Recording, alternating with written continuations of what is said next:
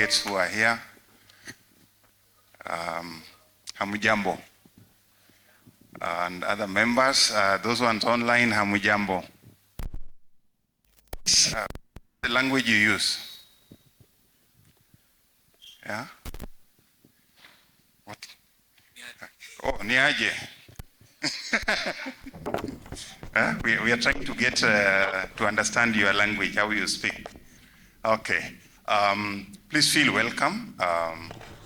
We've called this meeting today to try and sensitize our younger generation so that we are able to grow with them as the SACCO grows.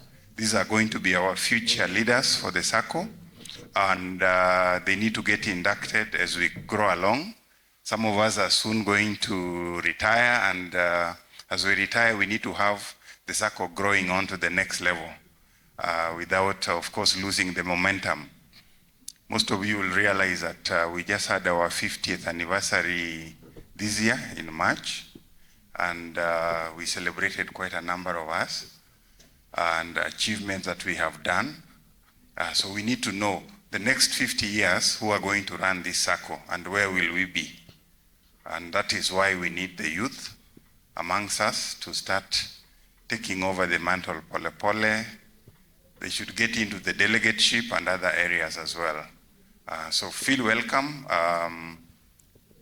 and please participate. We want to hear what is it that the SACCO can do for you. What is it that we are doing currently and is not being done the right way, so that we are able to empower yourselves. Most of you, I think, don't see yourself probably working for another 5, 10 years. Some of us, when we were employed, we would start looking at retiring in 30 years with the same employer, not even changing jobs.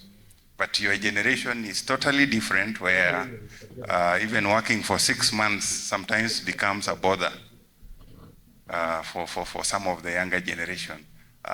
They actually struggle. In fact, one who finishes a year is like, what is happening?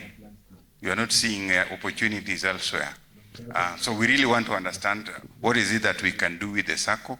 Could we have some special products, some special services that probably we are able to run with you as and when you need your money, as and when you need your investments. Your priorities and our priorities were totally they are not on the same wavelength. So I urge all of us, whether online or physically here, feel free. Whatever you say, whatever you bring across, there's no answer or question that is wrong. Please, let's open up the way they say, kufungua roho, so that for the betterment of the SACCO. Otherwise, thank you so much. I would like to welcome the MC of the day. I don't want to take much protocol in introducing the staff. I think we know them. So I'll ask our director, the vice chairman, to take over. Thank you very much. Thank you, Bwana CEO. Good afternoon. Mkoaje? Mkopoa? Yeah, it's a sacrifice. I know a good number are members, some are not, but we invite everybody. The Kenya Bankers invites everybody, and we'll really be delighted if those who are not members became members. Today is not my day. Today is the day for the youth. Yeah? When I woke up in the morning, I tried to look at my wardrobe and look for something that identified with the youth. Yeah, I don't know how I did today. Do I look like a Gen Z ama nimewaangusha? Nimewaangusha? I'm okay. Asanteni sana. So today's the day for the youth. It's the first of many that we are organizing. And as Bwana CEO has mentioned, we're discussing with our chief guest today and about the demographic in the country. She was telling me the youth constitute of about 75% of our population now. I don't know, is it 75 or is it more? Is it 75? Yeah, so 75%. And if any organization that it's really worth its salt should not have a membership or a customer base that is less than that number, isn't it? If you have a customer base that is less than 75%, then within a short time, you will be dying. And as the Kenya bankers, we don't want to be that organization. We really want to be invested in the youth because the youth are the future of the country. Yeah, we've seen it in the national space.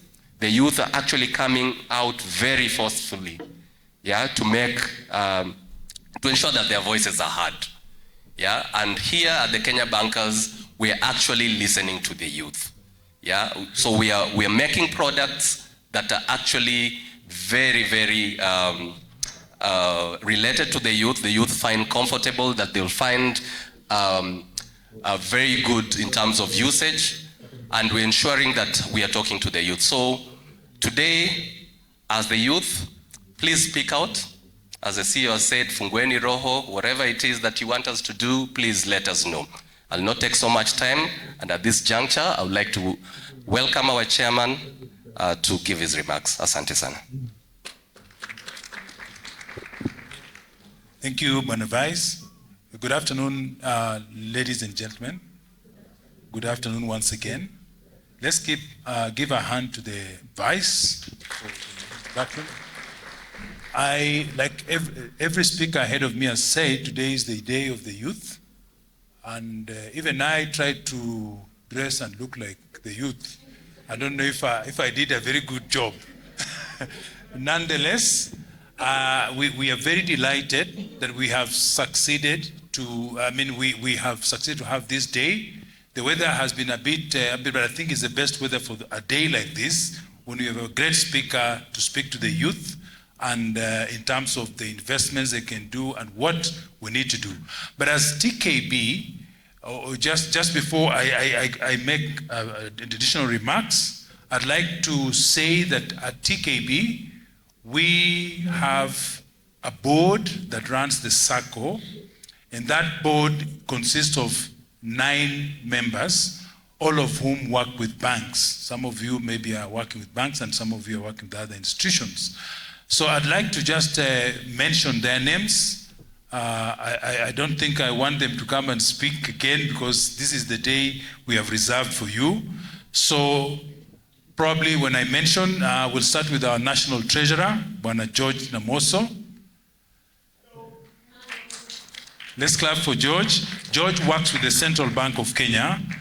Vice has already introduced himself, Paul Jaka. He works for Commercial Bank of NCBA. It's NCBA. Okay. Next to the Vice is Joseph Nyamache.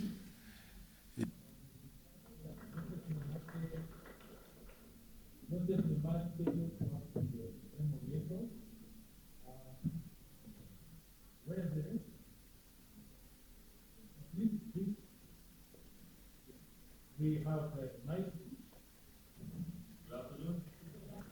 Mike works with Stanbic Bank. Thank you. Mike works with Stanbic Bank. Next to Mike is Isaac Ontweka from Absa Bank. Then as we skip, we have, maybe I should introduce you last and tell everyone how badly we are doing. So next to Vincent Mutambu, works with KCB. And Ahmed Amekana Wananji. Yeah, Ahmed is our honorary secretary at the board. That's it. Yeah, no, I reserved Lois for the best. Lois, please. Yes, Lois works with the Access Bank, and fortunately or unfortunately, Lois is the only lady in the board. So we encourage a lot of you, even if you are younger, to try and get into delegateship so that you can be elected into the board, because one lady against 8 gentlemen is a very bad ratio. We would be very happy if it was the other way around. So, as I was saying, we are very delighted that we've been able to host this. Oh, sorry. I've just been reminded that we have the supervisory board as well. A supervisory board, where is the, where they? The okay. Yes, Alec. Alec is a member of the supervisory board that takes care of ensuring that we are doing the right things. And then joined by Linda Kuto. Alec works with the Absa Bank, and Linda works with BOA. Linda is the secretary to the board. The chair is away attending some other function. He would have been here.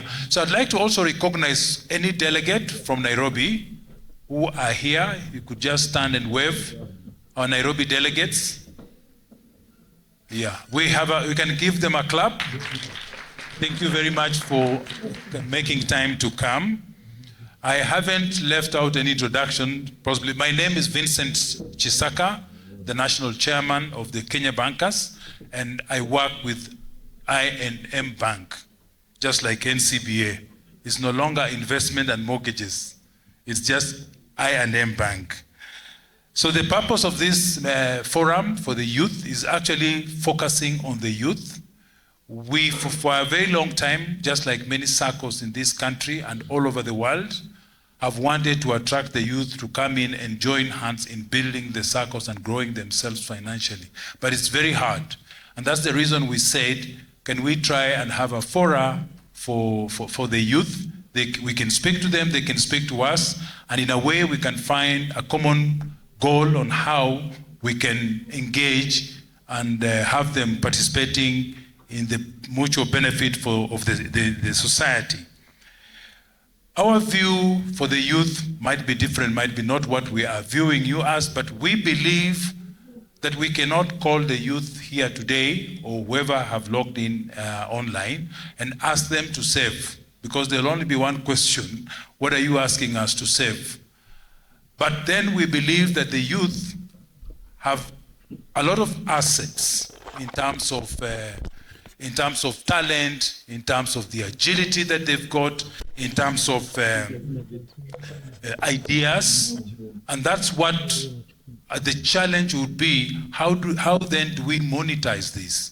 How do we build this talent that they've got? How do we extract it, and how do we support them to be able to have a meaningful contribution to the economy and the country, as well as to their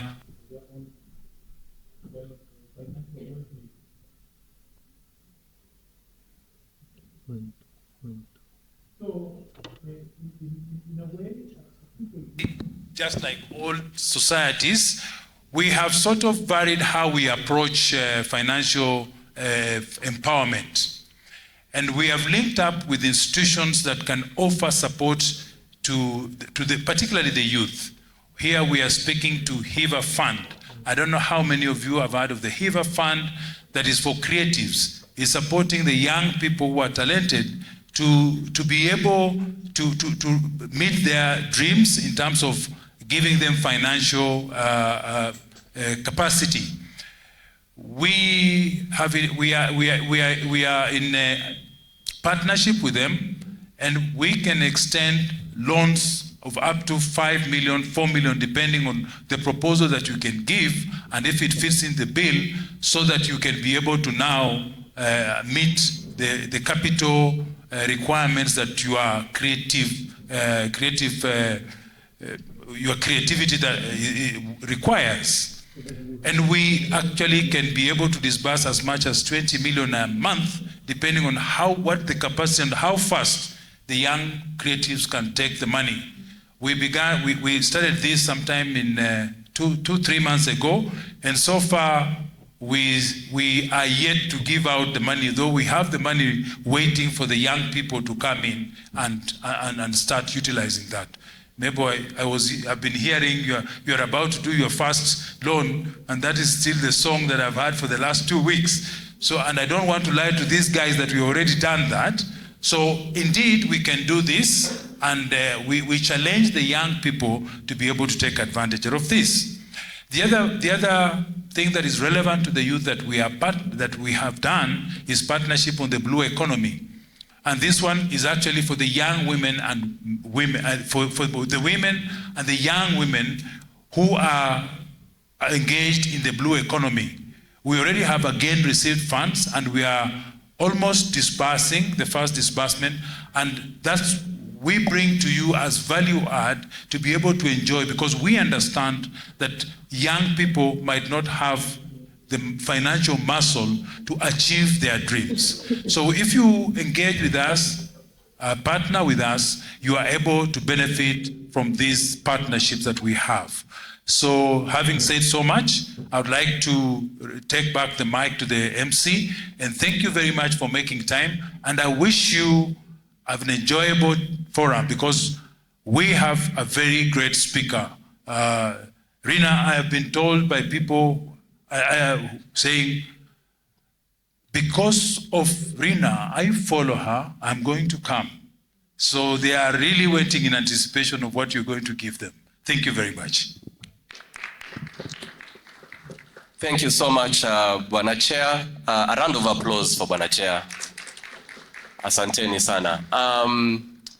Yeah, online. Nasikia tuko online. Ni wapi? Is it here? Which camera? That one. Hello, online guys. Mko aje? Yeah, so if you're online, feel welcome. You can send an emoji, say hi, whatever. Yeah, we are here together. Karibuni sana. Yeah. So without further ado, I would like to welcome Mebo. Mebo tells me she's got a very, very strong panel, very rich in experience and very eager to share. So karibu Mebo. Thank you very much, Vice Chair. Let's give it up for the Vice Chair. Again, stronger, stronger, stronger. Thank you very much. You'll allow me to stand on the podium. I'm not blessed vertically, as everybody else who has spoken before me. So before I start, I want to say that I have 20 minutes, so we'll keep it very brief. Thank you. Your next level will not scream for attention. However, it will show up in different ways, in how you move, in every room you step into, and in the powerful conversations that you have, like the one that you're about to have.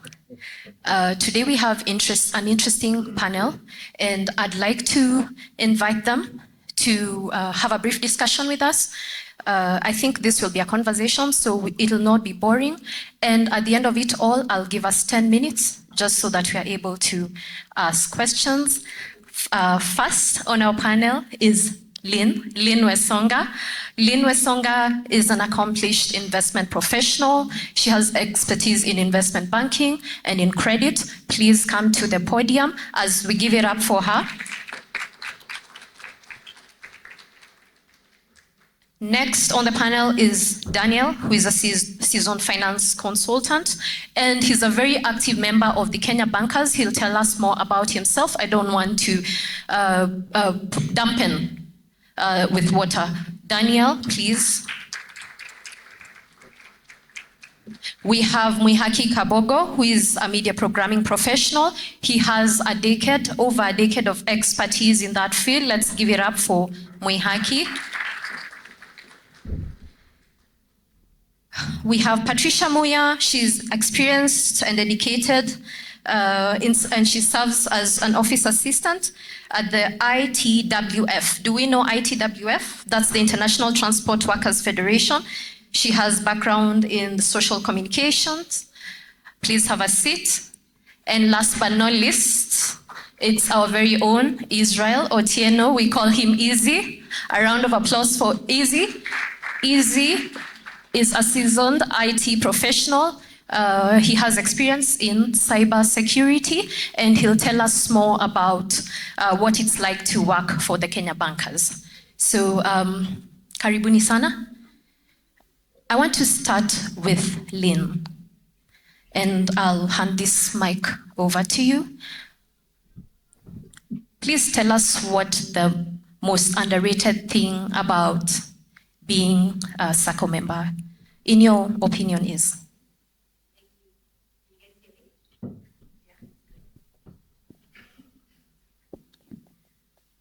Hello, hi, good afternoon. Thank you, Mabel. So I have been a member of the Kenya Bankers SACCO for well over 5 years now, I believe. I started growing my SACCO portfolio very slowly.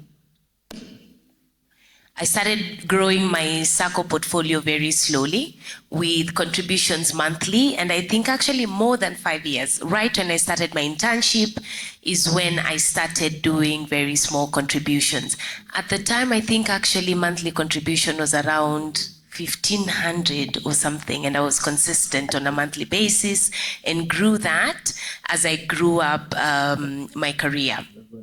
Since then, the benefits I've had, one, first and foremost, is when dividends hit in the middle of the year, and I think it's usually around March or April for Kenya bankers, and you have money that you probably had not allowed for before, which is appreciated at any point in time. And the dividends mostly are considerable enough that they're way above, let's say, the inflation rate, which means you're getting back your savings in a way that's not equal to the cost of living. It's way above the cost of living. So that has been one of the benefits. The second thing is when I mentioned I was able to grow up my share capital, my contributions to the SACCO, is the fact that last year, with the contributions that I had, I was able to leverage them 4x and get a loan from the SACCO to actually buy a rental property. So I had been eyeing this for a bit. What I liked about that particular experience was the fact that I was officially moving from just saving, earning interest into active wealth creation. Because by being able to leverage what I'd saved so far, 4x, and have an asset, we're no longer just talking about cash, we're now moving into real assets, real tangible assets. So I would say all around, I'm also a business owner. So one of the products I've been playing with, and it will be my feedback to the SACCO, is potentially unsecured working capital facilities for business owners like myself. With better rates. If I'm able to leverage that, then definitely it feels like it's an all-round facilitation for me. But yeah, ideally, and I've been able to acquire assets using, by leveraging the SACCO facilities. Thank you very much, Lynn. My next question goes to Mihaki, and I want to build on to what Lynn has said. But I'd like to also tie that to what you think would be or is the biggest challenge that the youth face in attaining the financial goals currently. Good afternoon, everyone. First of all, when I came in, I saw the Kenya Bankers Financial Freedom Belongs Here. And I thought that's just a very incredible tagline because as we focus on the youth, everyone wants financial freedom. But I'd say for me, my first challenge was lack of financial literacy. Like, I knew it's important to save, I knew it's important to keep money, but I didn't know where exactly do I keep my money. So I remember when I started working, I used to save, but I wasn't getting good interest. Secondly, I'd say black tax. The moment you start working, your family's like, I have a wedding, I have a birthday. So they have this obligation where they're asking you, can you give me money? And you're like, you feel that social pressure. We live in the era of media, and I'm a media profession. So there's social media, there's the lifestyle. I want to go for brunch, I want to go to Diani, I want to live the good life. So that's also a lot of pressure on the youth. Lack of financial planning, where we just live paycheck to paycheck. Every day, the money comes in, goes out.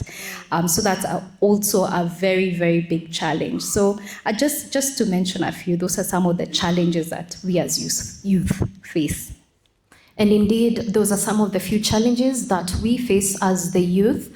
Daniel is a financial analyst. Just unpack that a bit for us. What is it like being a financial analyst at a very young age? What is it that you see that can help us? Okay, maybe a bit of correction there. I'm in finance, yes, and I'm in the TV space, TV production. I'm a production accountant, and yeah.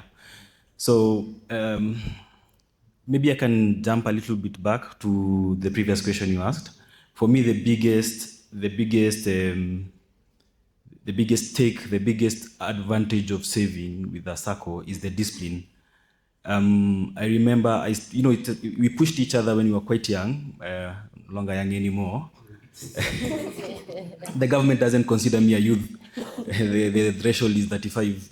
Anyway, so we started very young, and for me, that discipline, at some point I almost lost weight because in between jobs, and I'm not able to keep up with the contributions.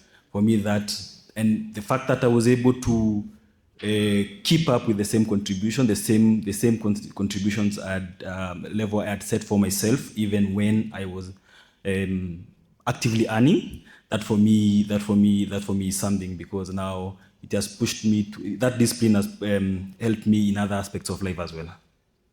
All right, thank you very much. How about you, Patricia? Would you say that you have attained your financial goals?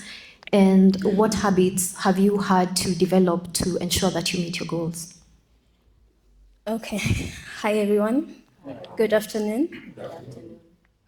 I wouldn't say I have attained my financial goals, because it's a journey in progress. You have to keep building every other time, because your goals change. Once you set a goal for yourself and you attain it, you have to set another goal. You just can't say, I have attained this goal and then it ends there. You have to find a new challenge, a new goal. So for the habits, sorry, I'm shaking a bit. For the habits, I'd say what has worked for me is discipline. When you get your source of income from wherever it may be, it could be your annual salary, your monthly salary, bonus, wherever it's coming from, you set a certain percentage. For example, 10%, you say this has to go to my Kenya Bank as savings.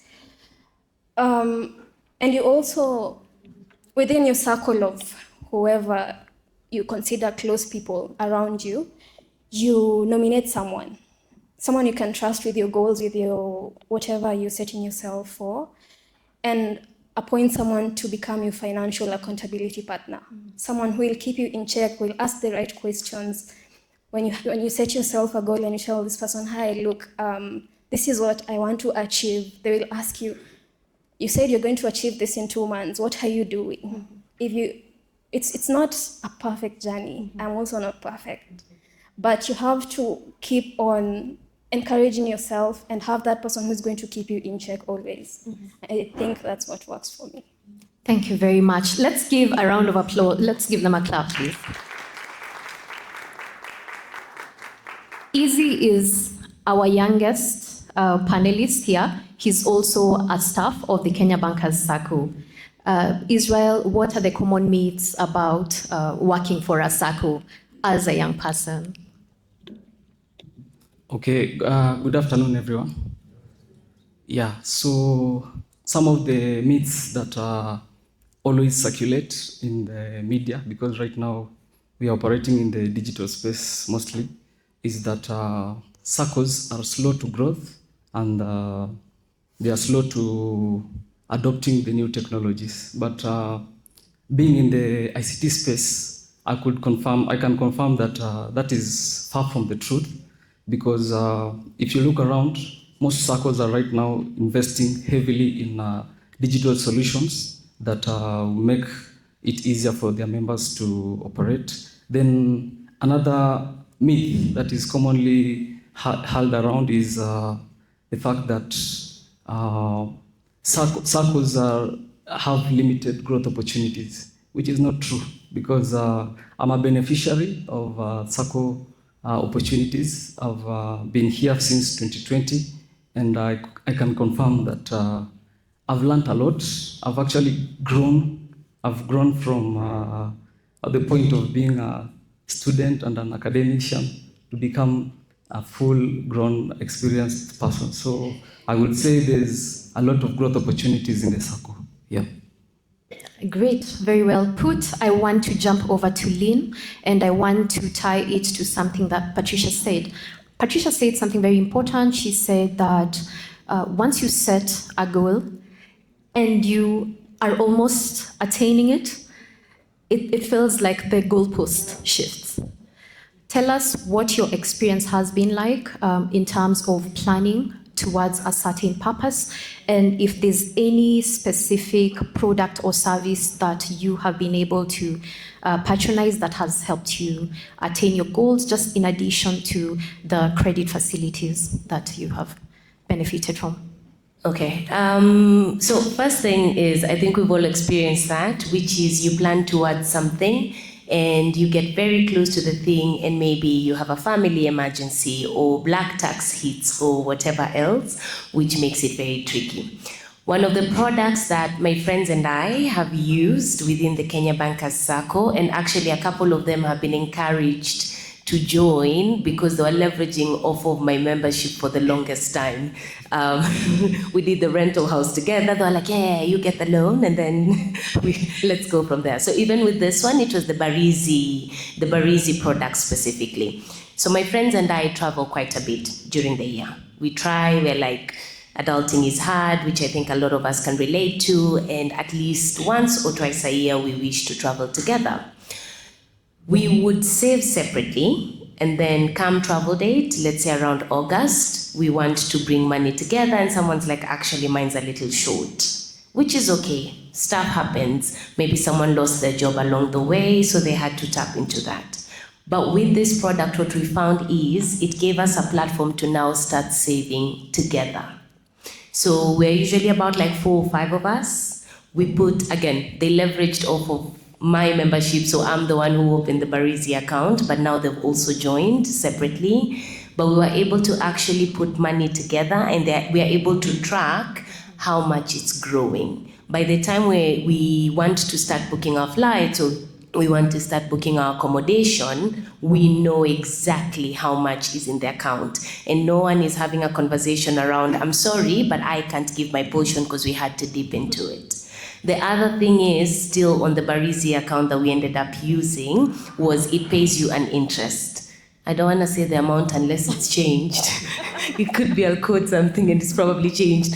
But it does pay an interest, which was a big draw for us as well, because we already knew how much we are saving towards our trips. But if we get something that adds on to it, even if it's 5% additional or 7% additional or 10% additional, it's even better, because then we have even more spending money. So that's one of the platforms I think that I found quite useful in the Kenya Bankers SACCO. And nowadays we use it even for sort of household things. Like if we are trying to plan towards buying a 70-inch TV or whatever it is that we're driving towards, it's become quite a useful tool for us, because nobody then comes to the conversation saying that they were not able to bring their portion of things.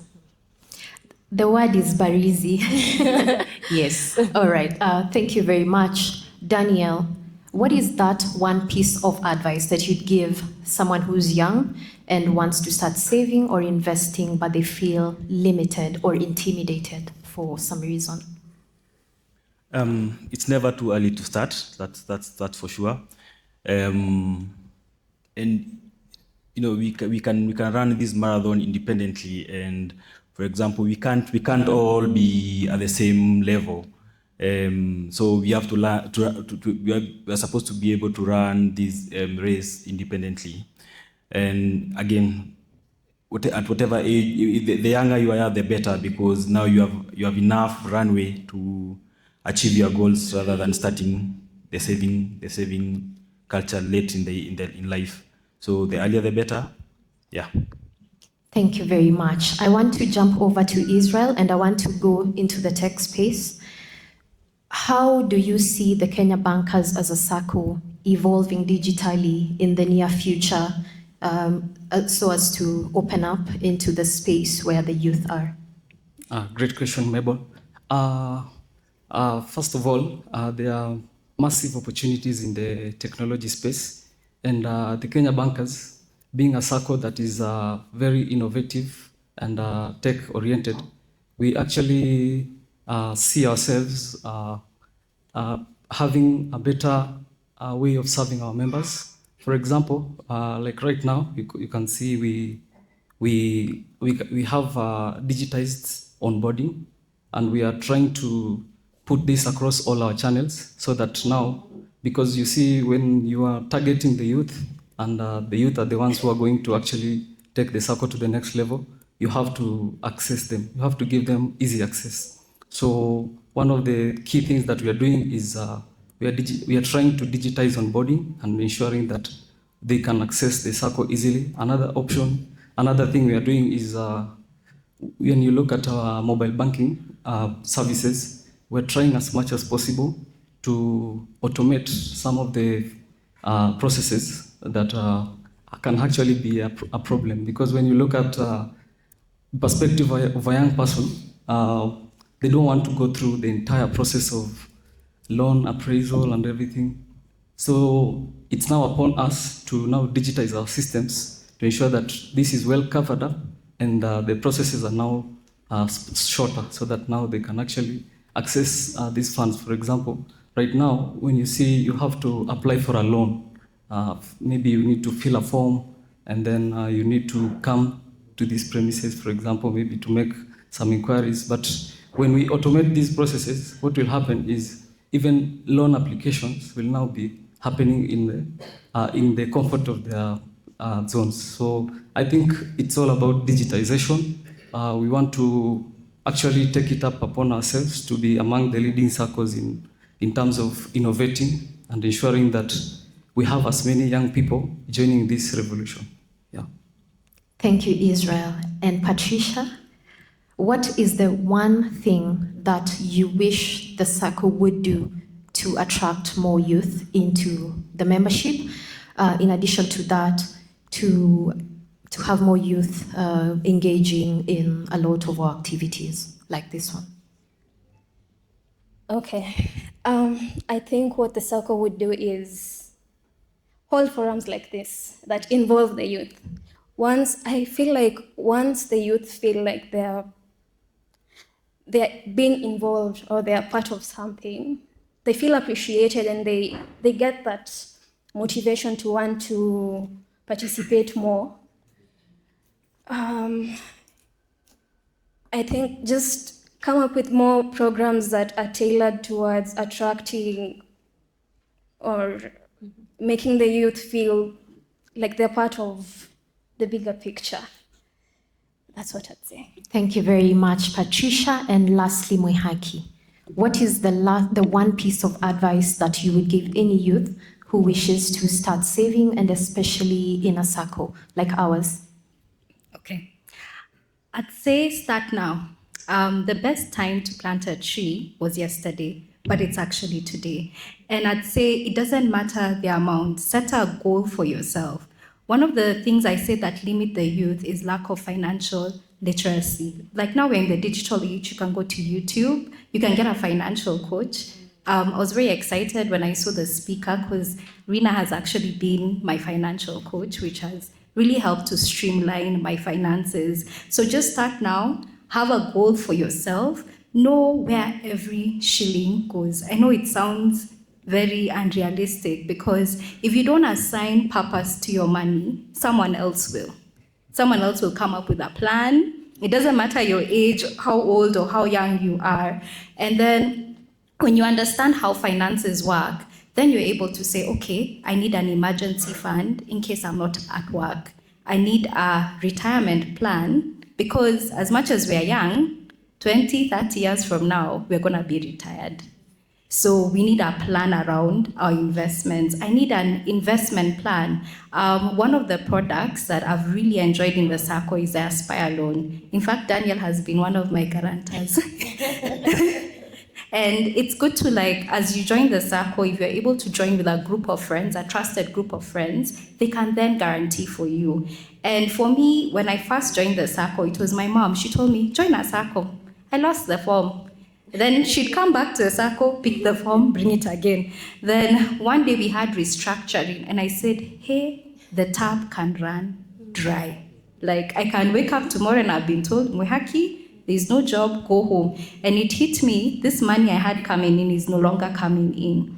So those are things, when you're in a SACCO, it helps you to plan your finances. It gives you easier access to credit. And just like Lynn said, I have actually gotten a property through the SACCO, and it's just started with small, just being consistent in my savings every month, and I was able to access credit. And then also learning about debt management, because the SACCO doesn't smile with you if you don't pay your debt. It's a different conversation, because it's also a business and the members also want interest. So being able to look, okay, I borrowed this amount, do I need to pay extra? So I finish my debt before time, and I'm able to then reinvest in something. So I've really enjoyed Kenya Bankers, and I will continue to enjoy it. Thank you. Thank you very much. We'll now take questions from the audience. At least one burning question to our panelists.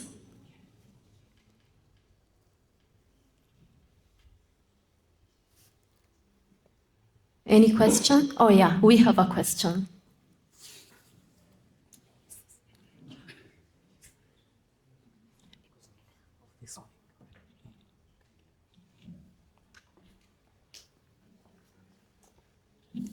Good afternoon, everyone. Good afternoon. My name is June Mutelesa, a member of Kenya Bankers SACCO. I will address my question to Lynn, taking into account that she has done quite a bit of things that I would be interested in, specifically under the Barizi account. So if you were to give your younger self advice from a financial perspective, what would you tell them? My younger self? A lot. So I think one thing that people have already touched on quite a bit is start early, right? And I was lucky enough that I did have that set up even back home to encourage. You see, exactly what Mwihaki was saying, where you lose the form and the next day it's in your bedroom again. It's like, here it is, here's a new one, sign. So that was actually the benefit. But the second thing would be try and understand how it's all linked. There's something that Mwihaki has mentioned, I'm not sure if everyone picked up on. She said, I have to finish my loan in order for interest to come in. This is a system that actually feeds itself, right? I started off by saying I've benefited from getting quite good interest from the SACCO. The interest comes from me feeling comfortable to take out a facility that I am actually paying off on time and in a way that I should. So then if these two matrices or these two aspects are to continue working for me, I want to keep getting good interest, I need to keep working with the SACCO, getting a loan for my business, not just for like a car or whatever, for my business, right? And I pay it off, which means there's money for my interest to be paid, and then I take another facility. Basically, just understanding how that loop works, even when you're really young, and why you're saving as you're saving and with the organization that you're saving with, I think is really important. It's very nuanced, but it will give an appreciation of why should I be at the Kenya Bankers SACCO, not anywhere else? Because they have enough products or enough facilities where I'm benefiting all around, not just one angle. I don't know if I've made a bit of sense. Thank you very much. We'll take the remaining questions at the end of the forum. So let's give it up for Israel as he takes his seat. Let's give it up for Patricia as she takes her seat, for Danielle, and for Lynn and Mwihaki. Thank you very much. Over to you, our MC. Wow, that was really, really, really nice. Another round of applause. Yeah, so what have I learned? Start early. Yeah, I remember myself when I started at about 22 years. Yeah, straight out of college, and I joined the SACCO. So, and I've never regretted. So start early. Yeah, that is valid. Do it together. Yeah, We can do it together. Don't do it alone. You can save together for a trip. Those guys planning for that trip, Barizi account. If you don't have a Barizi account, open one today. Okay? And just for clarity, our return on Barizi account today is at 10%. Not so many people will give you that. Yeah, so, yeah, 10%. Yeah, so, yeah. SACCOs are not boring. SACCOs can be digital, right, Israel? Yeah, that's very important because some people look at SACCOs and say, no. Yeah, but SACCOs are for you. SACCOs are digital, SACCOs are with it. Maybe it's a name. Maybe SACCO sounds old. You know, in the US, they call it credit union. Sounds very funky, right? Yeah, maybe we should change that. But for now, we are SACCOs and they're digital. We need to tailor-make products for the youth. I agree, Patricia. Yeah, we need to tailor-make products for the youth. And at the Kenya Bankers, we are doing it. We have products that are for the youth. Now, the chairman mentioned about some programs that we do have and are very targeted for the youth. Hiva Fund project that we are working with Hiva Fund. That is for the youth, for the creative. So if you're a creative out there, please talk to us. Come and tell us what you want and we'll work together. Blue economy. Those who are near the, is it, are rivers included, Chairman? I don't know. Yeah, but if you're doing the fishing, you know, we have the blue economy. It's a new thing. Yeah, talk to us. We have a project for the blue economy. Thank you so much to our panel. Last round of applause to our panel. And without further ado, I would like to introduce our guest speaker. And it's somebody that I think, is it Muihaki who said that they work together? Yeah, and I also follow her. So I do follow you, yeah?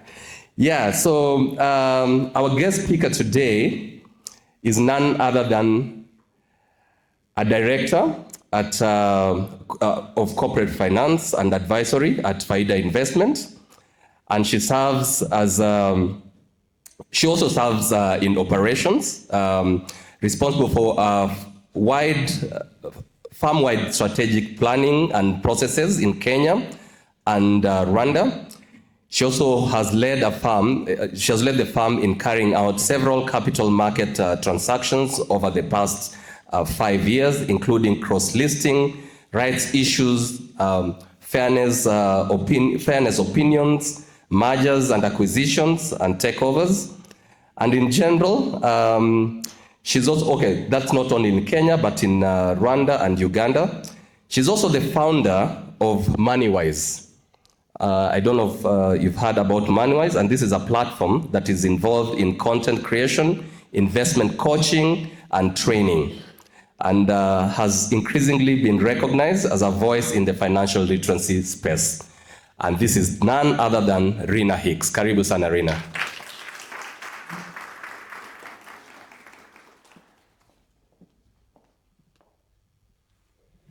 Asante sana.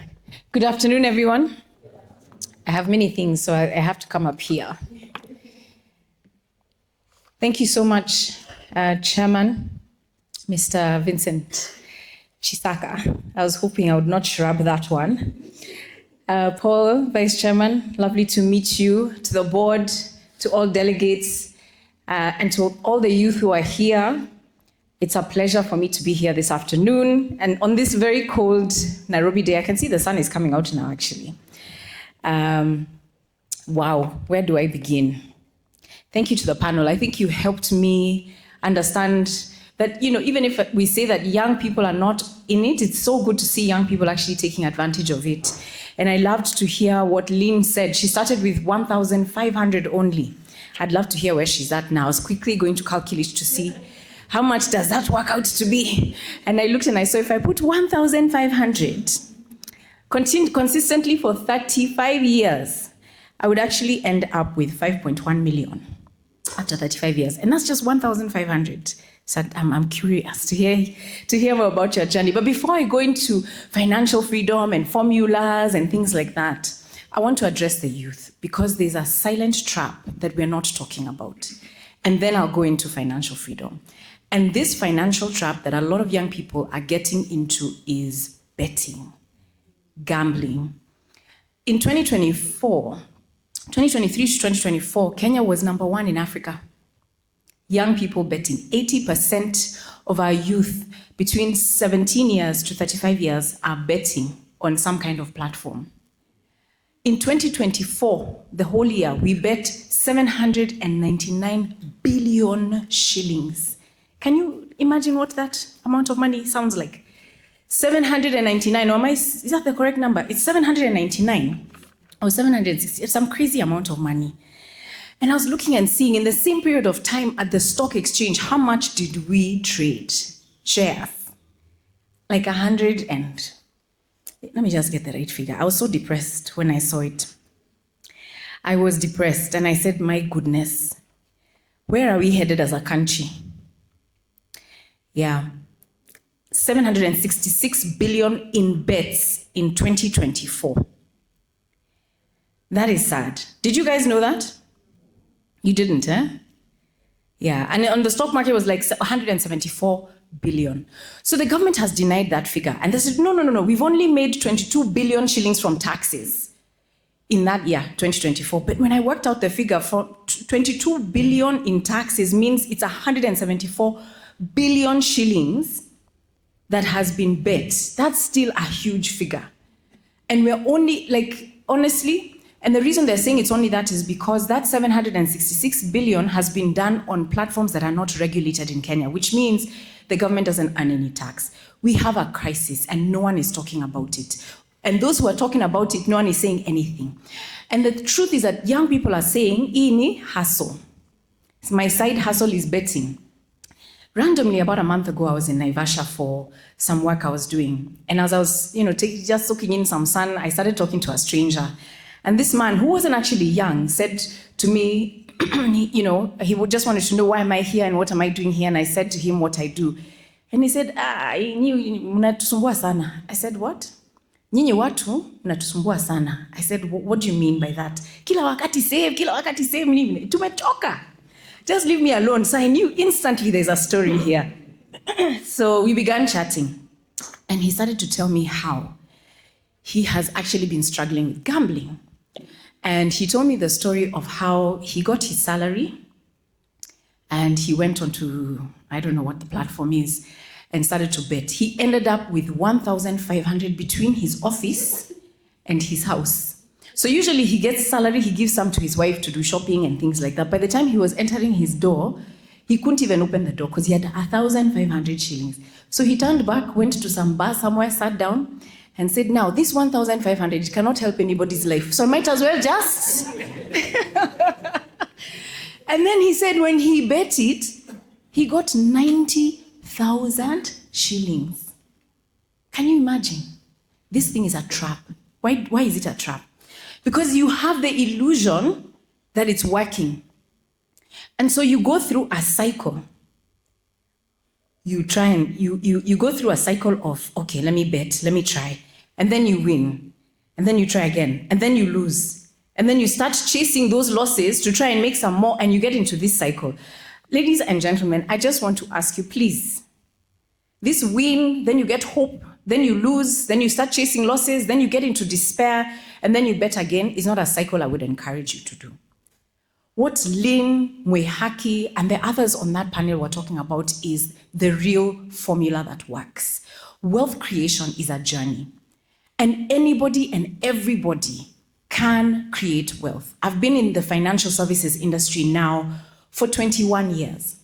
I've met all kinds of people, young people, old people, mostly old.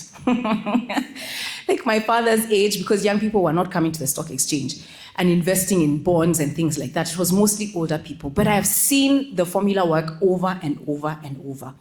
And the formula is an income of whatever kind. As long as you have money coming in,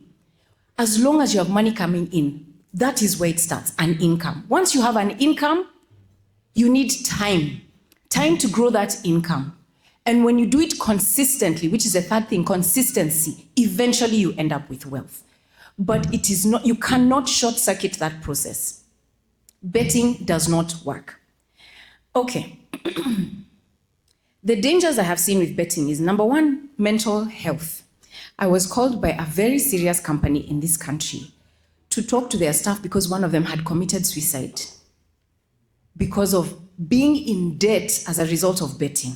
Staking bets and thinking, let me just get a bit more, let me get a bit more, and then they start getting into mobile loans to bet, losing even that, and getting into a serious crisis. A lot of people who are betting are also in substance abuse, becoming alcoholics, taking drugs to numb their stress. Domestic violence, because you're betting, the wife or the husband has no idea, it's usually a man issue, by the way. You know, sleeplessness, suicide, addiction, job loss, damaged relationships, it's not worth it.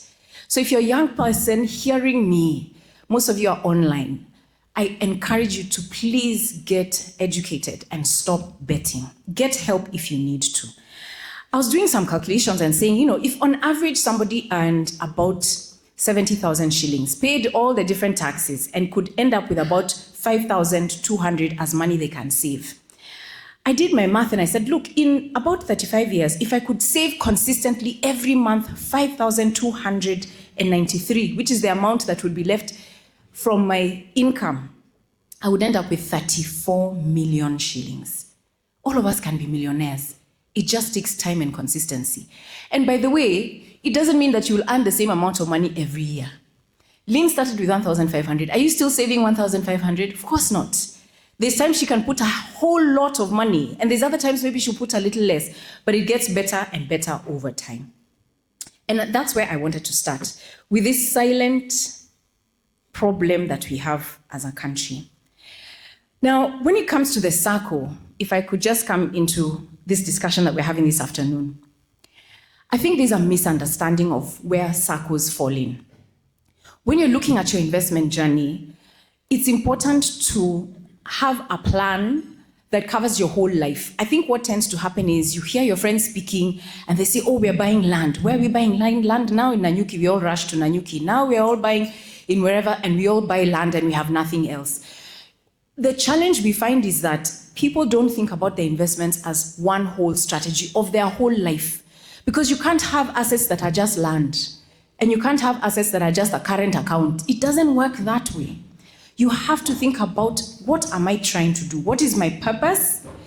I have children. I need to make sure I have education. In fact, there are usually 4 key expenses we have: education, healthcare, retirement. What's the last one? What are the main expenses we have? There's education, school fees, housing. That's the 4th one. Housing is another one. The challenge we find is that people don't think about their investments as one whole strategy of their whole life. Because you can't have assets that are just land, and you can't have assets that are just a current account. It doesn't work that way. You have to think about, what am I trying to do? What is my purpose? I have children. I need to make sure I have education. In fact, there are usually 4 key expenses we have: education, healthcare, retirement. What's the last one? What are the main expenses we have? There's education, school fees, housing. That's the 4th one. Housing is another one. It's housing, education, retirement, and healthcare. Through our lives, those are the things that are important for us to be able to have a plan around. And so as you're thinking about your investment plan, you have to think around these 4 things, but thinking strategically. And so when an income comes in and I have 5,000 to be able to invest, or 1,000 or 100,000, I have to think about it from that whole plan. What's my plan? If I have a medical cover, then that's taken care of. What else do I need to make sure that I'm okay? And so I like to draw this triangle of Maslow's hierarchy of needs. At the bottom, you have basic needs. Are my basic needs covered? Do I have an emergency fund? Am I safe in terms of my income? What are my personal risks? If I get an accident, if my tire bursts, where will I get money to cover that? So there's basic needs, and then there's the need for us to be able to have an income that grows alongside us, to be able to help me sustain my current standard of living, not now, but for the foreseeable future. And then lastly, is the top part of that triangle that talks about creating wealth, being able to make a difference in my community, being able to create real wealth where I can make real change because I'm educating people or I'm planting trees or I'm making real change in my community and in my society. So the different places I would put my money will depend on my need. So if I'm looking at basic needs, I'm not looking to double my money. I'm just looking for where is my money safe and where can I get a good return. So an example of this Barizi account, 10%, and I have not been paid to sell the SACCO, I'm just giving you as an example. Or if you're looking at a money market fund, those are the places you would put the money because I'm earning 10%, my money is safe, or I can put in an account where I know I'm earning 10% or more. But I would not invest in a SACCO, for example, when I know that I want to triple my money, I want to grow my money. That's work for a business that you start. Because you can't create real wealth by just putting money in a Barizi account. There's a purpose for that. And so you have to section your money knowing that I'm investing for this purpose. I want to be able to grow my wealth, to be able to pay for education, and so perhaps I need to start a business, or perhaps I need to invest a little more aggressively to do that. So there's a space and a place for SACCOs. The second thing about SACCOs that are great is the ability to leverage. Lynn used that word. All she did is borrowed money from the SACCO to be able to buy rental property and therefore created passive income. So in your wealth creation journey, as I said, it is income of any kind plus time plus consistency. Now, the key thing also is how can I generate passive income? I want to generate passive income. It starts with an active income. When I get that active income, I want to grow that income by saving it. So the first thing is active income. Those of you who are young, and by the way, if you're under 65, you are young. If you are under 65, you are young and you have energy to continue working. Don't be 50 and saying, my time is over now. No. In fact, that is when you can earn the highest ever. Between 50 and 60, you'd be the highest earning ever. So give yourself energy, surround yourself with people who will take you to where you need to go so that you can increase your income to the highest level possible. Because the more income that you generate, the more that you can earn over time in passive income. And why do we need passive income? We want to be able to generate income that gives us freedom. Freedom to do the things that give us joy. Freedom with our time. Freedom to express ourselves in the way that, maybe some of you here are musicians and you want to sing, but you say that music doesn't pay. But when you have income that's coming in passively, you don't need to care about any of that. And it works. I have a lady who has been my client. She's not yet 40 and she has quit work because she's earning enough income to meet her expenses. It is possible. It just needs time, consistency, and an active income. And so when that income comes, you save it somewhere. But it doesn't just sit that somewhere. You have to look, where can I continue to increase my savings to be able to generate incomes that are passive? And so Lynn's strategy of getting rental income is moving from just having a savings account, but generating additional passive income streams. And we continue to add to those. So there are different ways you can do that. You borrow money, and you can decide, I'm going to borrow money to get an asset, but you can do it strategically in a way that even before a year is done, you can repay your loan.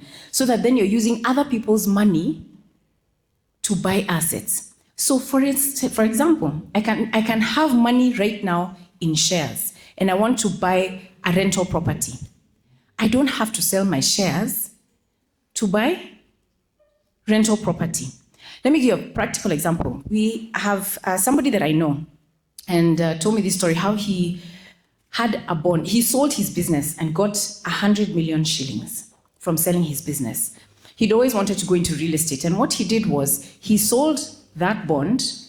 He sold his business and bought a bond with the money, 100 million shillings. At that time, there was an infrastructure bond available for 15%. Infrastructure bonds, as you all know, there's no tax. And so how much was he earning every year? 15 million shillings. Any Kenyan would have said, now I've arrived, right? Now let me relax. But he's like, no, I need passive income and money to have for my family when I leave. So what he did was that bond, he decided he's had land for quite a while, he wanted to develop it, he went to the bank.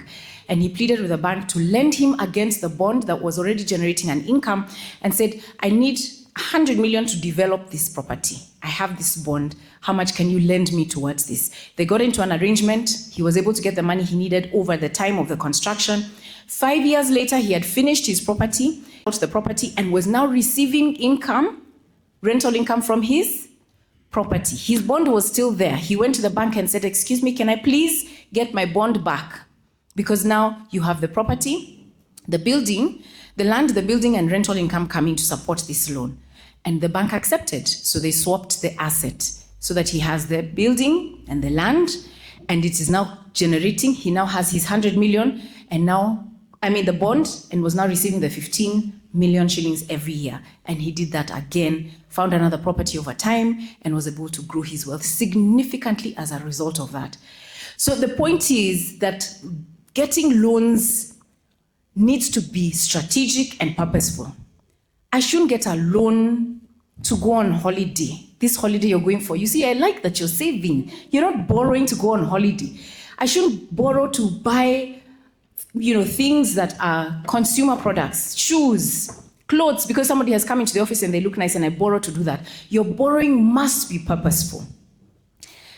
Yani, meaning when I borrow, it is going to add to my life. I'm going to be better off because I borrowed. And so when you do it that way, then you are actually able to grow your wealth meaningfully. But when you borrow to enjoy life, you're continuing to dig a hole. You continue to dig a hole and you find you are 60, you are 70, you are now retired, and you're repaying loans and have to continue working to repay loans. And so please be strategic as you're thinking, what am I borrowing for? Even if it is a wife you're going to get, it is a bad idea to borrow to get married. Okay? It is true. So only borrow to add to your life.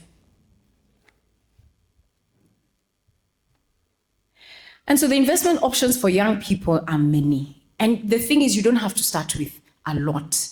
With that 1,000, 5,000, the key thing is begin with an income. What can you do to generate an income? Where are you going to invest it? And how can you continue to do it? As I was thinking about one of these products that the SACCO has, I was reminded of a product that I just learned about recently called a deferred annuity. And insurance companies also offer very interesting products. And so this deferred annuity works in a very interesting way. If you have 10 million shillings today, and let's say you are 40, you can get into a contract with a bank, an insurance company, and tell them in 20 years, or let's say you're 50, in 10 or 15 years, I'm retiring.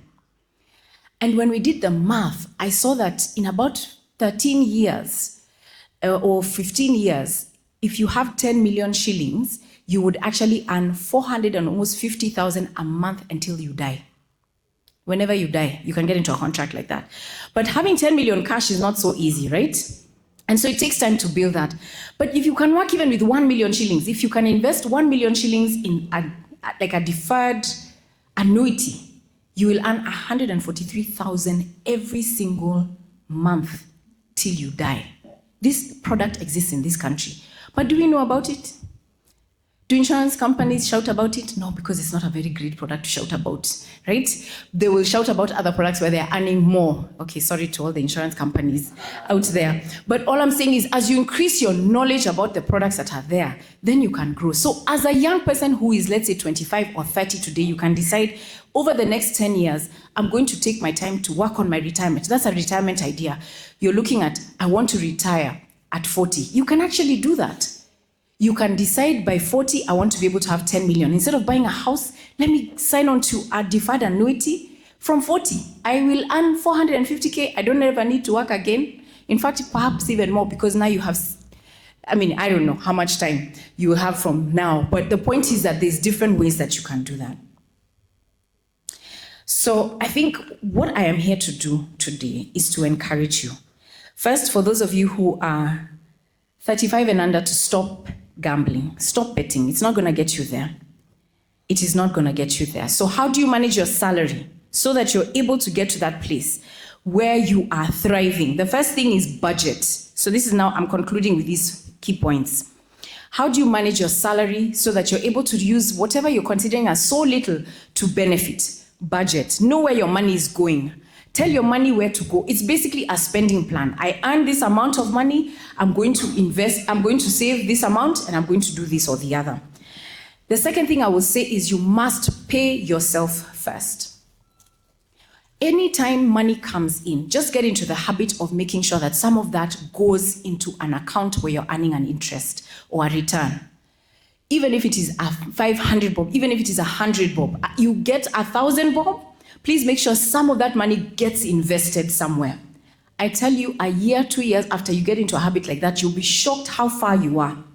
You will be surprised how far you've gone. So the first one we've said is you need a spending plan, right? No? A budget, a spending plan. What's your plan? What are your expenses? What are you planning to do in the next 1 year? Or in the next 3 months? Or in the next 1 month? You need a spending plan. This thing of waking up, spending money, then you're looking at I don't know. No, we need to be a bit more organized in the way that we function. So that we can plan for those holidays. We can decide in a year from now, this is what I want to do. I want to send my children to school. You get a child today, you need to know how am I saving towards their education. You need a spending plan. The second thing I've said is you have to pay yourself first. Paying yourself first doesn't mean go and enjoy now. It means save some of everything you earn so that you're able to actually have money that you can invest. The third thing I'd say in terms of managing your salary is when you have debt that is not your home and it's not an investment, work at it to pay it off as quickly as possible, especially if it is mobile debt or high expensive debt like credit card debt. Get rid of consumer debt because debt works in the same way we're talking about compounding and the way that you can benefit from compounding, how 1,500 turns into 5 million, the same thing happens with debt. You find you're not paying, you're just staying in the same place. And then invest. And then invest. Because you're paying yourself first, it's not just putting it in an account, you need to invest it so that it's growing. So find out from your SACCO, what products can I invest in that are going to give me more benefit?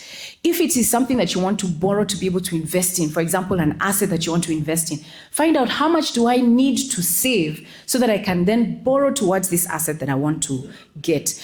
And then finally, one income is too close to none. So if you have one income, you are employed somewhere, don't just rely on that one income.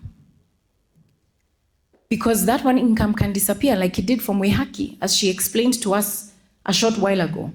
So what do you then need to do to get another income? And that income doesn't have to necessarily take up all of your time in a day. It can be an asset that you've gotten involved in. It can be a commission that you earn. You can find out in my place of work, how can I earn a commission? Or how do I earn bonuses? How can I increase what I am earning? What else can I do? Is it consulting? Is it teaching? Is it a talent that I have?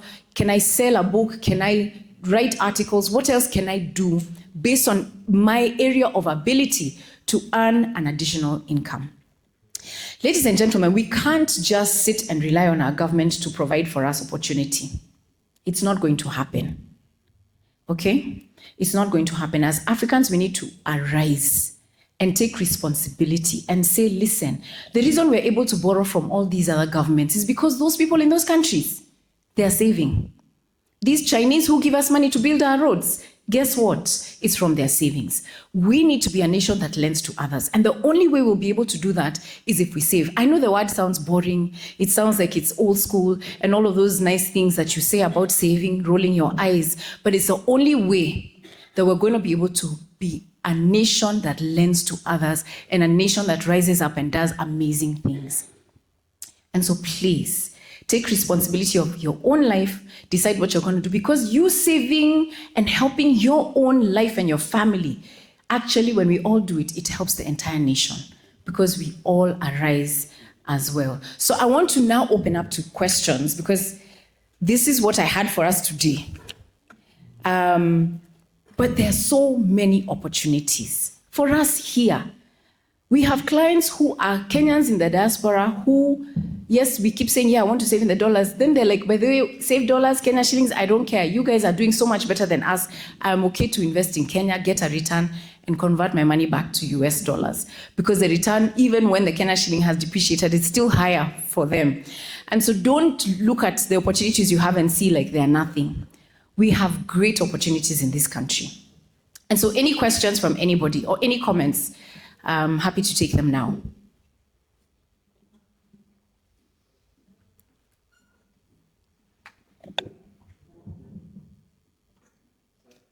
This one doesn't have much light speed.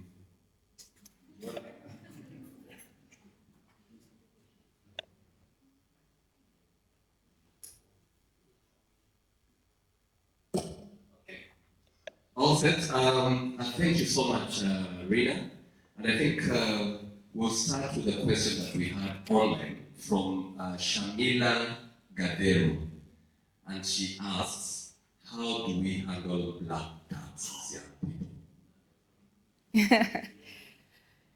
Yeah, so how do we handle black tax? It's a good question and not an easy one to answer because it depends. It depends. I think you need to manage black tax by talking about it and managing expectations by having a discussion. I think what happens is there's an expectation and then you are not able to meet it, you don't discuss it, and so you kind of just oblige and you're like, okay, I need to give and I need to give. The way I've seen somebody in my life handle black tax, I think is the best way to do it. How they've done it is this. They've made it sustainable to be able to support their family, their parents in particular.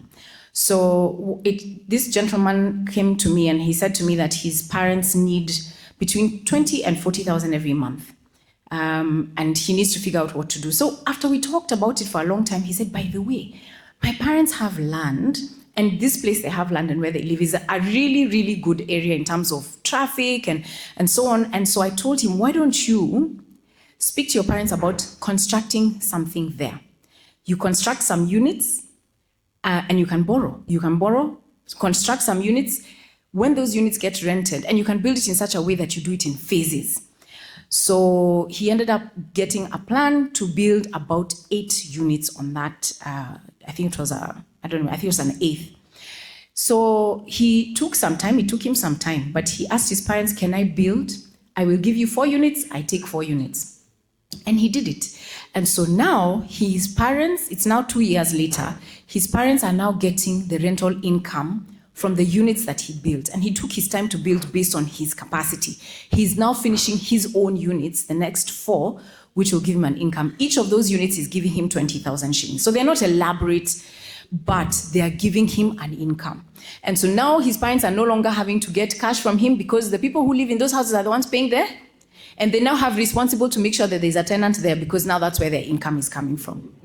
So the point is this, how can you, instead of giving the fish, how can we give the net so that our families are able to get the fish for themselves? Whether it means buying a few goats or buying a cow, whatever it is that is within the context of what you can do. How can you make giving to your family more sustainable? I know there's some instances where the person you're giving perhaps doesn't even have ability to continue to work. And so maybe a way that you can do it is find a way to, as quickly as possible, invest money in something that generates an income. And that thing can be the one that then provides the money or finances the extended family. So for example, you can decide I'm going to buy a bond. And this bond will give me 10,000 or so on and so forth every 6 months initially. And as you continue growing, that money grows. You continue to invest, the money that you're able to then give increases. So try and avoid giving from your active income because this giving will never end. Black tax never ends. How can you make sure that it is sustainable? The next thing I must say about black tax is, depending on the situation, there's a way we can enable bad behavior, okay? So if there are siblings who should be working who decide they're not gonna work, they should not eat, okay? They need to go out and look for what it is they need to do to be able to get an income. It is okay to help somebody, but to a certain extent. But if you're able-bodied and you just choose you want to sit down and I finance your life, I am sorry, but it doesn't, I can't, yeah. Thank you, Rina. And I think I'll add on to that later on, but I can see a colleague of mine here, she has a question. And anybody else who has another question, please raise your hand so that I can tend to you. Patricia? Thank you, Paul. My name is Patricia, and I'd like to thank you so much, Rina, for what you continually teach, and I follow you on the YouTube. So something you mentioned about paying yourself first. I understand, yes, when we get bonuses, you want to now do something that you have never done for yourself. So how exactly can you make it sustainable? And then the second part is there's a talk about on money market that is actually not investing. So maybe you can demystify and just bring out, especially on the equity fund, because on the banking there is the unit trust, which is money market, which is the fixed income, or now the equity fund. Maybe you could elaborate more on that. Thank you. Rina, do you want to take more than one? Okay. Yes, please. Yeah.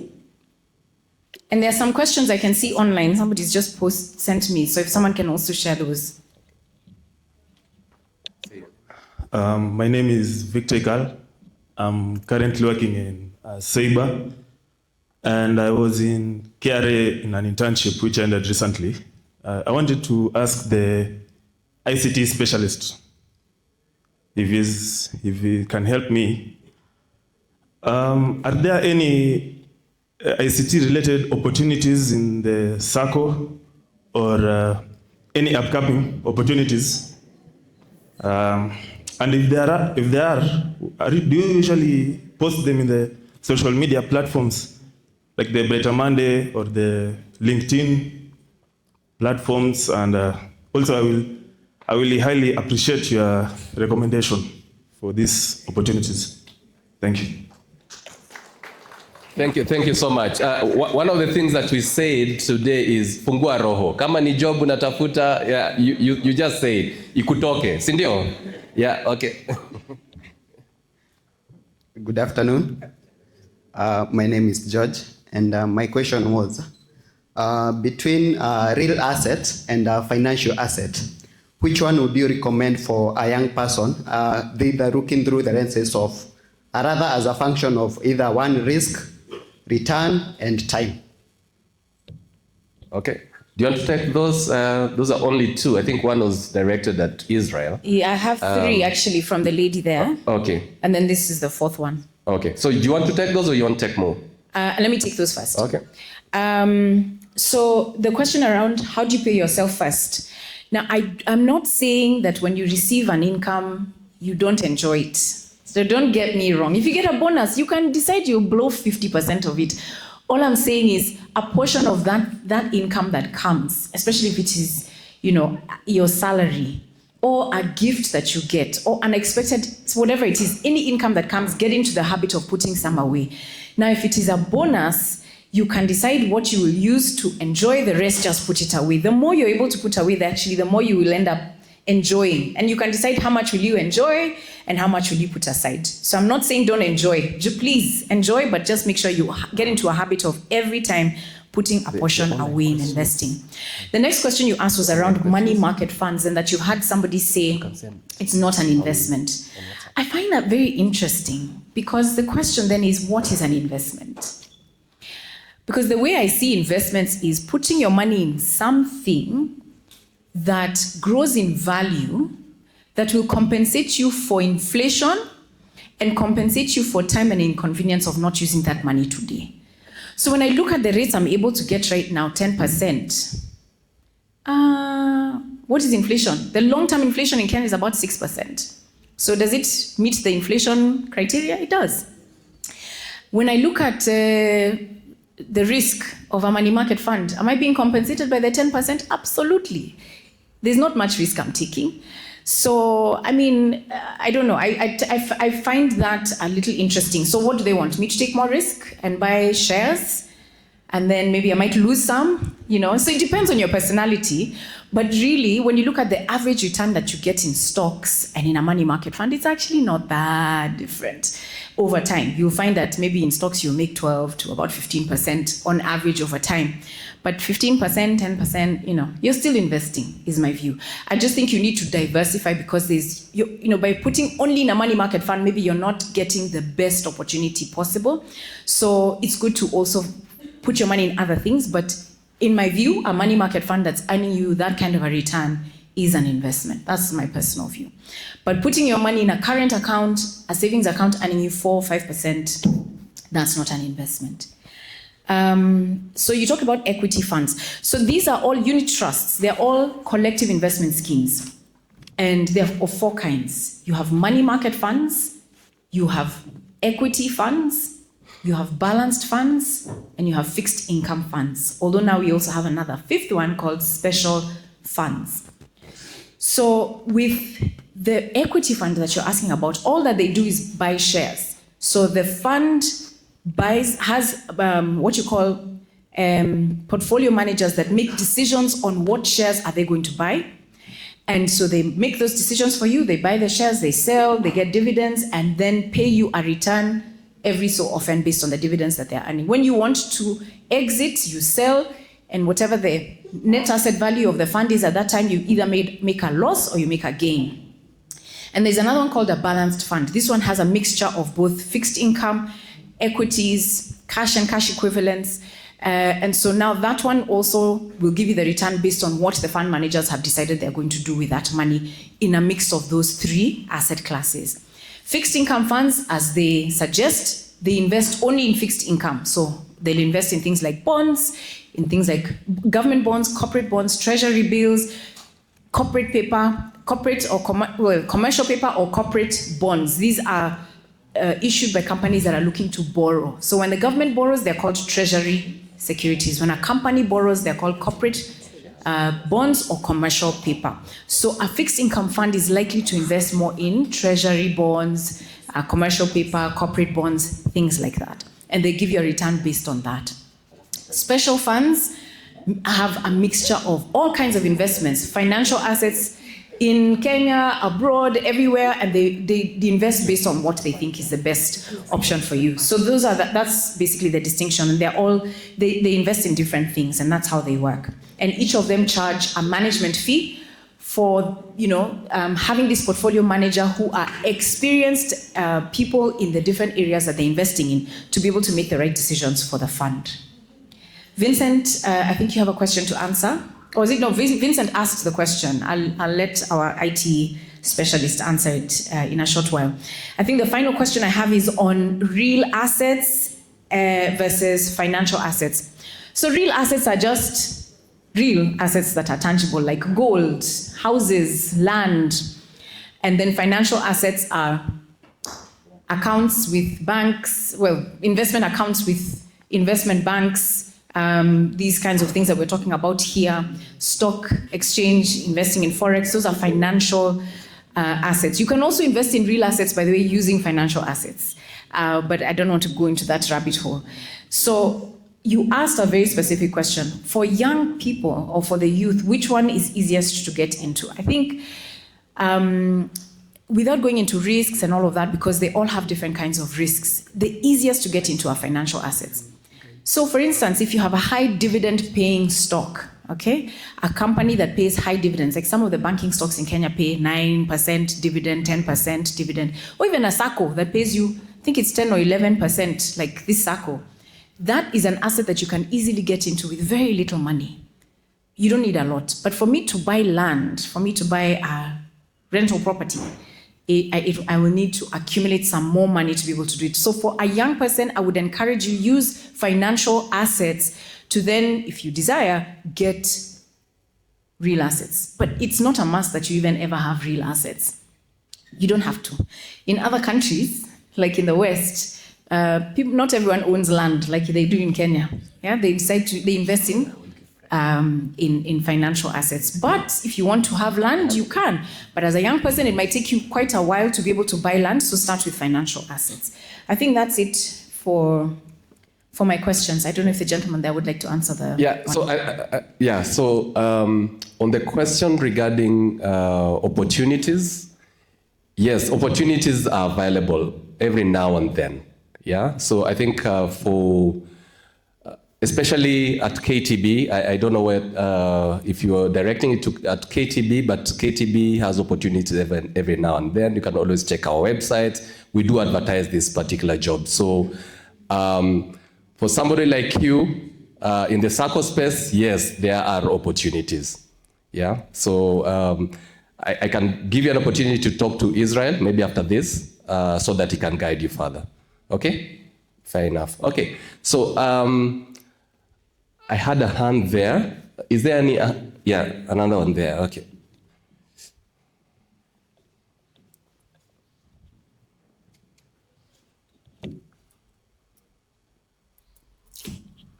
Hello everyone, my name is Brian. I've been in the SACCO for over 8 years and I can say I've benefited immensely.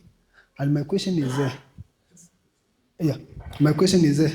how can we as young people leverage on the SACCO to benefit on Planet Finance? And does the SACCO have the products which are tailored to that? Thank you. Okay. Lucas, I want to direct this question to you. Did you get the question or do you want him to repeat? Okay. Lucas, my name is Brian. I've said I've been in the SACCO for over 8 years. So my question is, how can we as young people use Planet Finance, use the SACCO to leverage on Planet Finance? And does the SACCO have products tailored to that? Planet Finance, okay.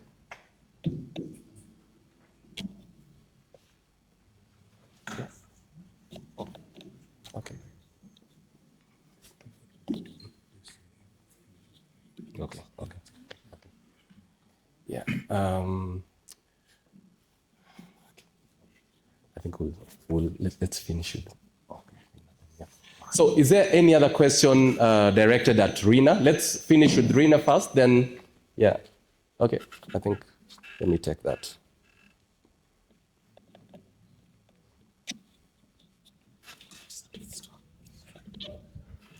Good afternoon. I'm Onesmus, I'm of the SACCO number 22721. I beg your pardon? I'm Onesmus, member of the SACCO number 22721. My question is, to what extent does the financial instability of a fund manager or investment bank impact on the safety of invested funds? Okay, so what happens with a fund manager is they give instructions for where assets should be invested. In the structure that I believe you're referring to, you would have 3 different parties. You would have the fund manager, you would have a custodian, and you would have a trustee. So the fund manager gives instructions to the custodian where the assets are held for the custodian to then invest those assets in different places, whether it's a deposit with a bank, whether it is to send money to central bank to buy a treasury bill or a treasury bond, whether it is whatever it is that they are purchasing, the fund manager gives instructions and then the custodian executes those instructions. So if the fund manager becomes unstable, the fund manager, financially, the fund manager is the one that will then suffer. But because they don't hold any assets of any customer, then the customer doesn't get as affected unless, of course, they give wrong decisions to the custodian in as far as, okay, buy this bond and then the bond collapses. So what I mean is the financial instability of a fund manager will not affect unit holders. It only affects the fund manager.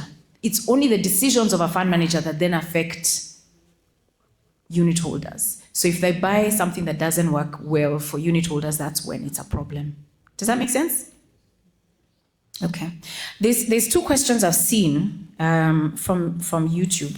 Allow me to just answer them. One person is asking, do you open accounts for people in the diaspora? Does the SACCO open accounts for people in the diaspora? The answer is yes.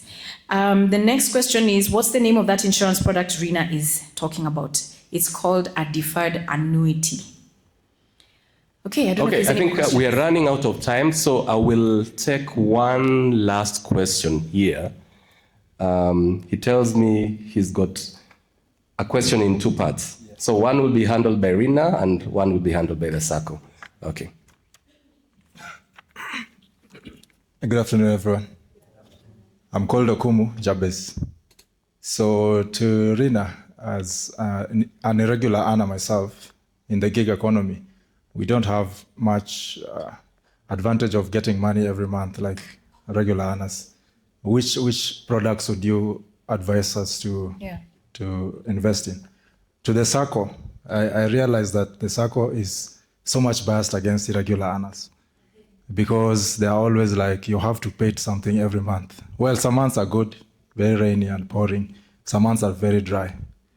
And it seems like in as much as one, you can invest, you can save a lot. At the end of the day, it all goes down to how much are you paying every month. So do they have any products that support people who do not earn every month? Thank you. Okay, I think we'll take that as the last question, just because of time. We had promised to finish by about 4, and we're almost there. So, Rina, do you want to take the first part? Then Lucas will take the second. Yeah, thank you for that question. I remember thinking about this some time back and wondering how do you deal with a situation where your income is not consistent and some months are really low? And I remember reading a book, and I would highly recommend it to you. It's by a gentleman called Michael Michalowicz. And the book is, that's just disappeared, the name of the book, but I'll remember it and I'll give it to you. And the book basically talks about, it's called Profit First. Profit First. So I'm guessing, yes, you're in the gig economy, but really you're running a business. And the idea of this man's suggestion is that when you are running your own business, even if it is, a gig economy type of business, you need to prioritize making profit and deciding, I am going to make a profit irrespective of what's going on. And so you decide, even if that profit is 1% of your revenue, of whatever it is. So he suggests that you do the following. One, when you start to earn an income, a revenue as a business, you have to look at, so you earn, let's say for 1 year, you look at your worst 3 months in that year.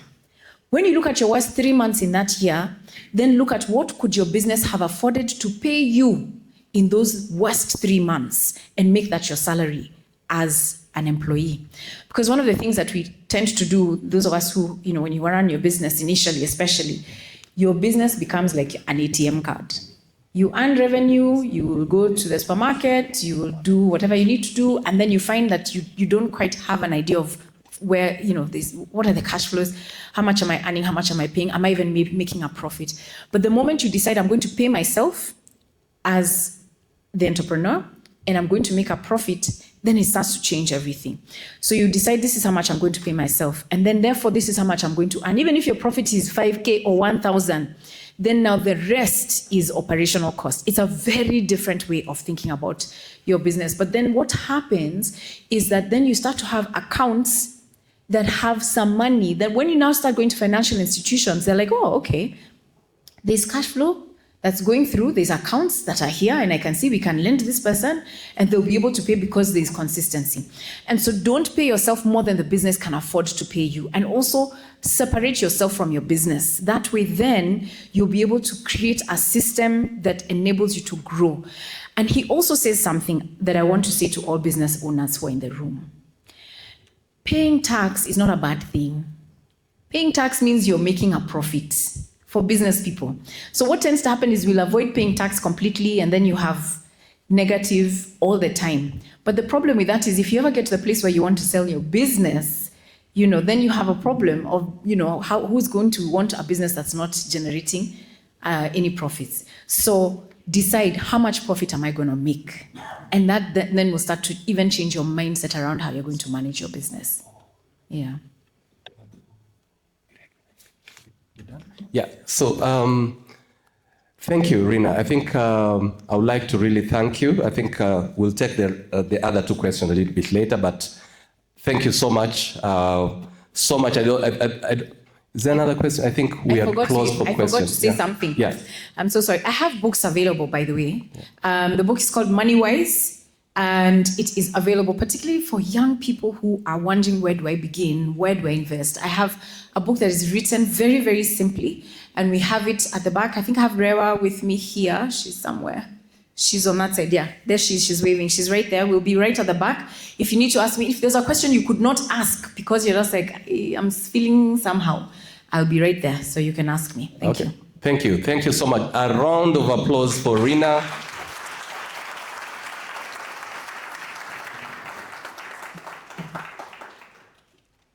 Thank you. Thank you so much. That was really wonderful, Rina. You've covered it very well.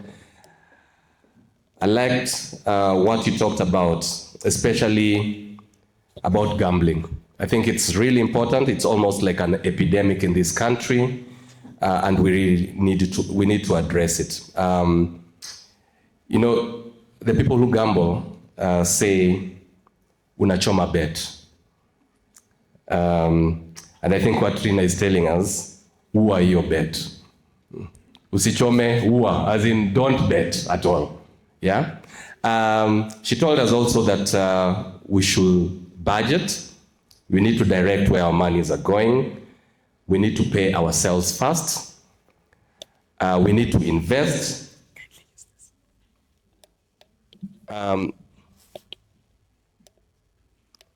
She also told us that we need to have more than one income stream. Yeah, and if you're borrowing, borrow at a low interest. And I can attest that at Kenya Bankers, we do give our loans at very low interest. I'm a banker. Today I'm not wearing my banking hat. I'm wearing my SACCO hat. So borrow from the SACCO. Our rates are very low, very friendly. On average, we lend at 12%. Yeah, so I know there are people out there who lend at some crazy rates. So borrow from a very friendly institution. And if you have a loan, pay your high interest debt first. Yeah, so ensure that you don't have those high loans in your portfolio, high interest loans in your portfolio. So thank you so much. I would like to call the CEO, Lucas, just to address the two questions that are related to the SACCO.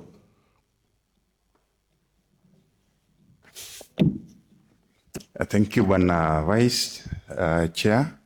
And I'm very grateful by the kind of response we've received. Very good insights from our guest speaker. I think one of the issues that I could pick coming out is, and I like what Jeff has raised, the young upcoming entrepreneurs, please keep books of accounts.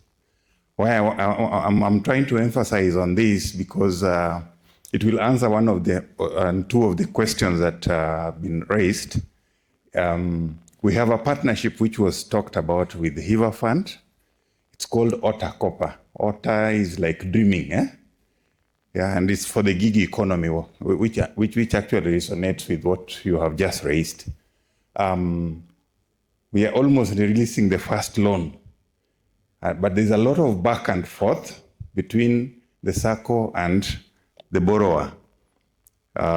They've gone through the process, but when we look at the file, and it's been brought to my attention 2-3 times, this fellow feels he's making money. But, you know, just like what the speaker said, separate your personal money from the business. Separate yourself from the business. The business is not your money. The business needs to run on its own. So you find money is mixed in M-Pesa here. Part of it is in the bank account. And they try to explain, as far as the owner is concerned, he knows the business is viable, he has gigs here and there, and is able to survive for the last one year or so. But what happens is, he can't explain himself in terms of monetary terms. If I was to ask even, how much do you probably make in 3 months, because you don't have monthly regular business? What do you make in 3 months or in 6 months or even for the last 1 year? Or this is there in M-Pesa, and some of the money comes and is picked by a relative, so which we've been taught how to deal with it. So try to keep some good records. Let's not behave like our, and I'll talk about my grandmothers and so on, so who used to know things written in some small booklet and hidden somewhere that you could not find. So keep good records, because even KRA is unfortunately, I'm an accountant, and I don't want to say I work for KRA, but I advocate that you keep good books, because KRA has to get its share. They'll want to see those books at some point. You'll need to see an accountant to do some audit for you. You can't do it without the records. So keep proper records. And to be direct to your question, we have products for the youth, especially the ones in the gig economy. And this is what we are also learning with a partnership with HIVA. This OTA fund, we got a grant. And this grant, we have to lend it out, but we must make sure that it is repaid back. So even if you don't have regular income, what we need to do is we sit with you and we understand your business. I'll be able to get 1 gig in 3 months, in 6 months. This is what will come through. But in the meantime, I need the following. I've gotten a job here. I need so much, like probably, if you look at the team that we've given this media issue to try and run with, these are young people. So I don't know how much of this they get every other time, but the moment they get them, they have to do some mobilization of resources on site, probably get 1 or 2 extra hands. They need to pay them immediately after that.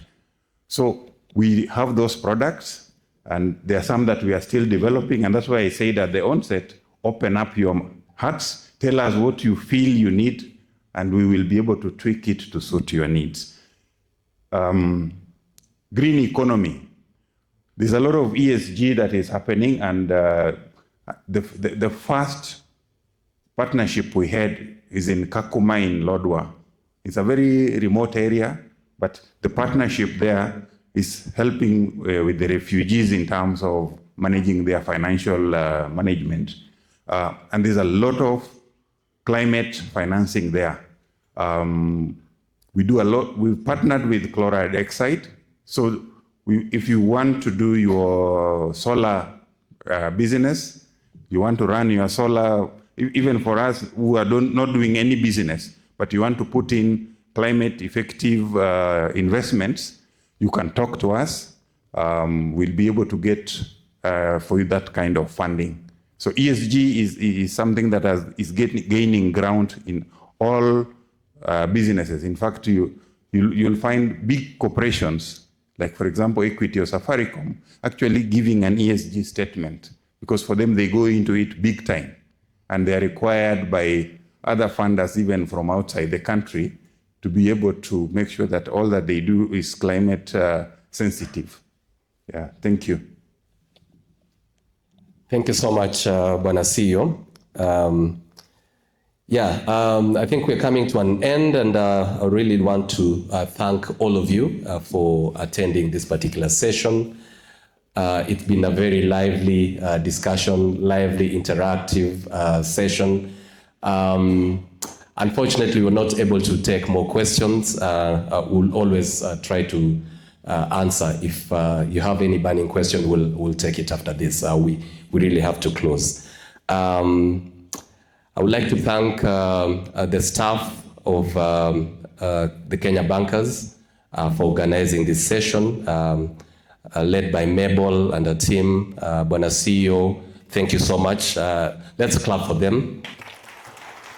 I'd like to take this opportunity also to thank our guest speaker, Rina Hicks. Thank you so much for, first of all, accepting to come and speak to us. I know you're busy, I know you're in demand, but thank you so much. Let's give a round of applause to Rina. The attendees, both in person and online, thank you so much for attending. Thank you for your questions. I believe your questions will really make us even think a little bit different, especially from the young people. We are seeing what you're looking at, and we believe that we will be the right partner for you. So thank you so much for attending. Thank you for making it lively. To Our delegates who are here, asanteni sana for coming, for making it on this cold day.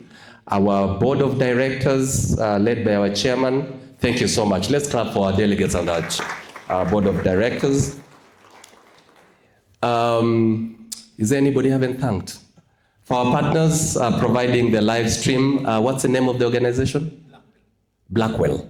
Blackwell. Thank you so much. And I saw somebody that I've been seeing on TV for a very long time. Shish, asante sana for the work that you're doing. I don't think I've missed anybody else.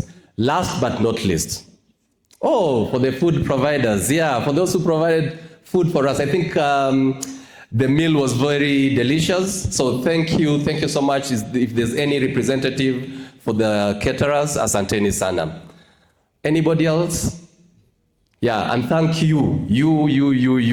Asanteni sana. Last but not least, we are the Kenya Bankers. If you are here today and you're not a member, I don't want you to raise your hand. I want you to slowly walk after this forum to that particular desk. We are opening accounts there. Yeah, and as the CEO said, we are catering for the gig economy. So if you're in the gig economy, if you've got gigs here and there, we can also cater for you. We have a fund that is specifically custom made for you. Yeah. And for Faida Investment Bank, where Rina works, they have a desk, as she mentioned, at the back. If you need to hear more about them, please talk to them also. Asanteni sana, and I would like to close it here. Thank you so much, and see you next time when we call you.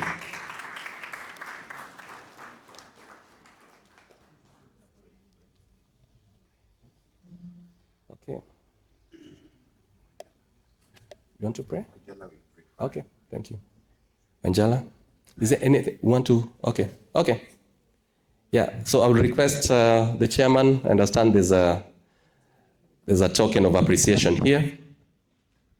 And before we hand over a token of appreciation, a big round of applause for MC. Thank you very much.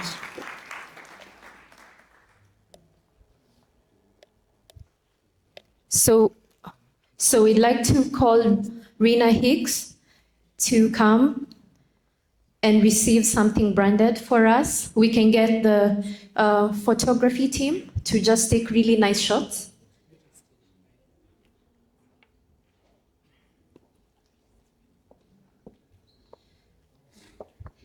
The panelists can, in the meantime, get ready. All right.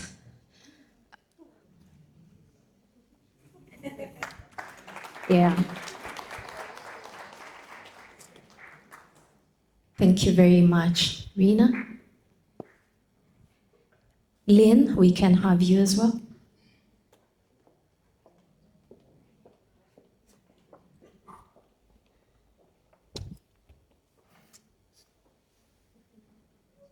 Let's appreciate Lynn. Patricia, are you with us? Mwihaki, you can also get ready.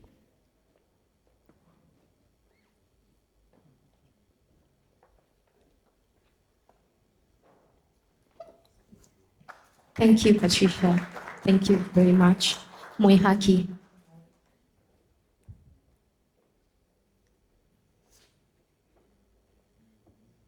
Let's appreciate Mwihaki. And Daniel.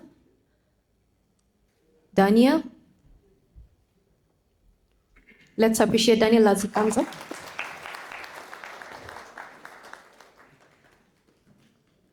Thank you very much, Daniel. And last but not least, Izzy. Thank you very much, Israel. Israel is actually a footballer, by the way.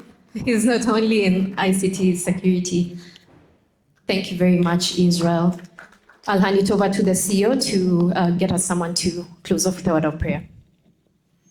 Thank you so much. I really appreciate all of us. Anybody else with a question or anything that was not clarified well, we are still available after the meeting. You can see us around and we'll sort it out. Thank you. Bwana Wanjala. Thank you. I want to request that we stand up and honor God as we close the meeting.